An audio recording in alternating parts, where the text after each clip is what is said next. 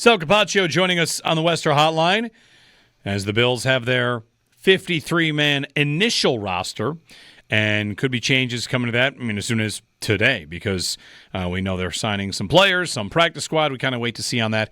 Sal, good morning.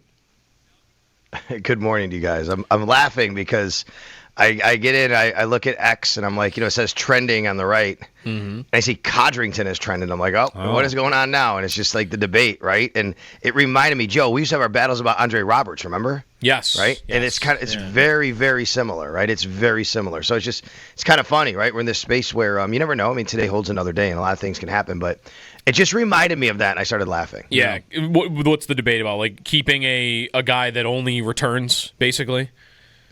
Yeah. It's a tradition like no other, right? That I've been sitting here for 10 years, and at least since this regime, and really tried to kind of explain or battle with people, why the Bills do this, whether you like it or hate it or not, like what the value is, and fans have a very, very, their own opinion, and that's fine. But my job is to tell you that's fine, but here's the reality of what the Bills feel about it, and this is why. And I don't think that hits well a lot of times with people. Yeah, I do think that. You could make the case that a return man is not necessary in years past, or special teamer roster spots. Maybe it's overdone in years past. There's absolutely an inflated or an increased value in these players in the new format, Sal. And I think this year, games are gonna turn on touchbacks and returns. And for a while it's 1/3 of the game, and that drifted. Mm-hmm. It is way back up in terms of the importance of special teams right now. Yeah, and for me, it's not even about kick returns. It's punt returns for him. I always felt, on a side note about this particular player and position, nothing that happened throughout training camp or preseason ever gave me any indication that someone vaulted over him as the punt returner. And then you had to do that. To me, you had to do that to earn a roster spot. Kick returns is another deal, and you're right, Jeremy. Like, that's very important. Look what they did in the preseason, all these teams. I will make a prediction in the NFL. You're going to see a few more touchbacks than you did in the preseason. I think part of the reason you saw so many returns, yes, because it is going to go to the 35. You're going to see more anyway. It's because coaches were evaluating their roster, and you can't evaluate guys tackling if you don't have to tackle them. You know what I mean? So instead of kicking it through the end zone, they're like, hey, kick it to the 5, and let's see what we can do here. So anyway, just one of the many things, obviously, on the roster that went down yesterday that we can talk about. And we mentioned this the other day too, Sal. Like, even though Codrington, I think maybe more his specialty is the punt returning, especially over like Laviska Shenault, who really had never done it in his career. It's also not like if there are more kick returns this year than last year because of the change in rules. Like, Codrington only returned 11 kicks last year, but there were 33 players in the league that returned 10 or more kicks, and he ranked 14th. It's not like he's bad at the kick return part. No, and he's actually really, really good at punt returning, too. He had one of the higher averages in the league last year. So I just think it's a player that they really trust and believe in, and they believe in that spot. And I understand why people say, well, he doesn't offer you anything on defense. And I get it. Believe me. I will tell you, I'll be the first to tell you, the Bills wish he did. That'd be great. There's no doubt. But I think they trust him enough at that spot. Now, that being said, there's a report out there that the Bills are, signing another Sam Franklin, a special teamer. He's not a return man, but he's a special teamer, and that's Chris Tabor kind of getting a guy that he coached in Carolina. There are moves to be made today. It's not Sam Franklin necessarily, but there are moves that are going to be made today. Is there somebody out there on the waiver wire even who the Bills go, you know what? He's a good punt returner, and he can play offense or defense. And remember, that's what they did last year by getting Codrington. They traded for him because they didn't have enough faith in Daquan Hardy, and they needed somebody who could do it. Maybe there's somebody like that. So today is a day, guys, where a lot of things – there's going to be roster movement today, and it could be on the Bills. Should we ask, is it Levi Wallace? Is that a real thing? Well, he's not a returner, but sure, it could be. Right, I don't know. According to roster. Yeah, it could. I would think practice squad or more than anything if Levi Wallace is in town. He hasn't been on a team in a while, right? And I guess he was released by the Jags, right? He was with the Jags, maybe, was it? He was with the Jags. Go back and look. He was. I looked this morning because I saw the Instagram post that he was here. Yeah. He was with the Jags for only 2 weeks of training camp, and then he was released with an injury settlement. So I doubt you'd be on the 53 for that, but there could be somebody out there. Here's one thing that could happen today that I want to make sure we touch on, so I'll say it now. Yesterday what happened was they put Max Harrison and Tylon Grable on injured reserve, right? the Tylan Grable thing was a surprise to me. It's the only thing that I missed on the projected 53, and I say that because I thought Cedric Van Pran-Granger would stay on PUP, and then Tylan Grable would be on the roster. Instead, they activated Van Pran-Granger off PUP, and Tylan Grable goes on IR. So it's a 1-for-1 offensive line. But you only get 2 of those guys to do yesterday. That is Tylan Grable and Max Harrison. They're going to miss 4 games. Okay. So that gets us right to, and okay, bam, Tre'Davious White's on the roster. That's great. They didn't keep Dane Jackson. That means Tre'Davious White must be in some way, shape, or form good to go, right? Whenever that is soon here. However, I will just put it out there. I don't know anything about this. I'm just letting everybody know how operationally. They could still decide today to put Tre'Davious White on IR, and he still would only miss 4 games. He made the 53. So today's the day that if you sign somebody, it doesn't have to be to release anybody. You could put a guy on IR today, and then he could come back after 4 games.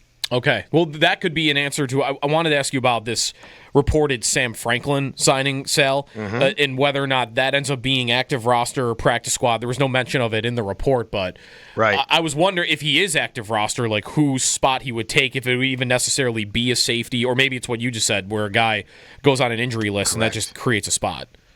And I don't know. It's a great question, Joe. We'd have to figure out, first of all, what? Yeah, you have to find out. First of all, if it's active roster or practice squad.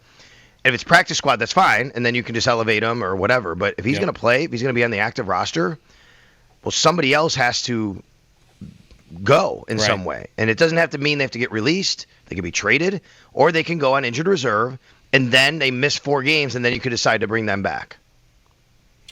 Sal Capaccio on the Western Hotline. Sal, let's talk about the big picture.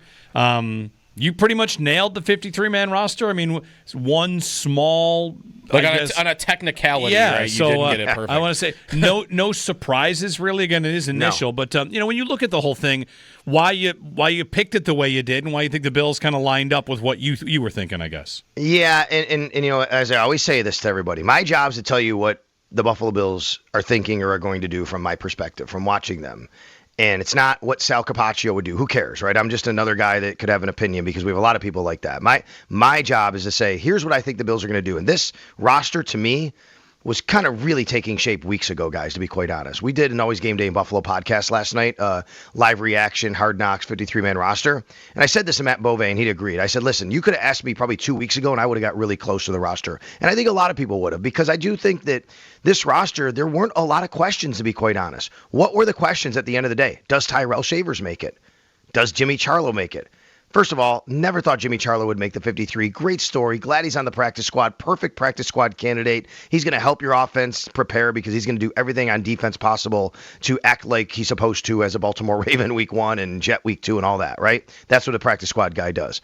And I do think, and I felt for a couple of weeks, that Tyrell Shavers had done enough to make the team, and then Saturday night clinched it for me in Tampa. That really was the only question. There were a couple questions about, what happens at O-line? Do they keep 9? Because if they want to keep 10, how do you do that? Well, we know now because Tylan Grable's on IR. They kept 9. They have a 10th that went on IR. And then maybe a little bit on the D-line. So when you ask me, Jeremy, how and why I thought the way I did that was so accurate, I would say I don't think it was that difficult as of a couple weeks ago. This roster was really taking shape by then based on what you saw at practice and how they were treating things. What was the thing you were most wondering about yesterday? Was it the Dane Jackson part of in the corner room more than anything, or were you pretty sure even going into yesterday? No, I think actually for me it was all the talk surrounding defensive tackle with Jordan Phillips coming in. Even though we did learn that Phillips would be going on the practice squad. How about this, Joe? I say not even defensive tackle, because Daquan's part of this. You know what I was wondering yesterday? Would they be releasing someone to save money? Right. We didn't get any of that yesterday. So where somebody said, well, how are they under the cap? It's a good question. Is there an adjustment to somebody that's been made? Because my understanding was once they went to the 53-man roster and 53 salaries counted, they would be over the cap. Apparently that's either not the case or there's an adjustment somewhere with someone's contract we don't know about yet. You know what I mean? That was something I was wondering. How are they going to do this? To me, there had to be some money going out. Now, with some of the players they released, I was looking at it last night. some of those players that they released were still counting in the top 51 with over $1 million cap hits. So you got rid of like $6 million just by doing that. And then you add in guys who are not in the top 51. So it might have been a wash anyway, and you might be okay and still a couple million under. They have to be under anyway. But that was a big question for me, is would there be a money move yesterday? Yeah. Sal Capaccio on the Western Hotline. All right, you can check out Sal's coverage of this at WGR550.com. We'll watch practice squad. We'll watch signings today because even though it's the initial 53, things could kind of turn quickly. Yeah, and real quick, so today, just so everybody knows how it works today, so anybody who was released yesterday who has not had 4 years yet in this league, they're on waivers. Any team can claim them. It goes in the order of the draft. The Tennessee Titans have the first claim. It does not reset. If the Titans want a guy, they get him. They want another guy, they get him. Want another guy, they get him. That's how it goes, right? The Bills have the 30th pick. 29 teams have to pass on a guy before the Bills can get him if they want him. So it's tough, but it could happen. Once that guy is claimed, he goes right to the 53-man roster. Then you have to make a move for him.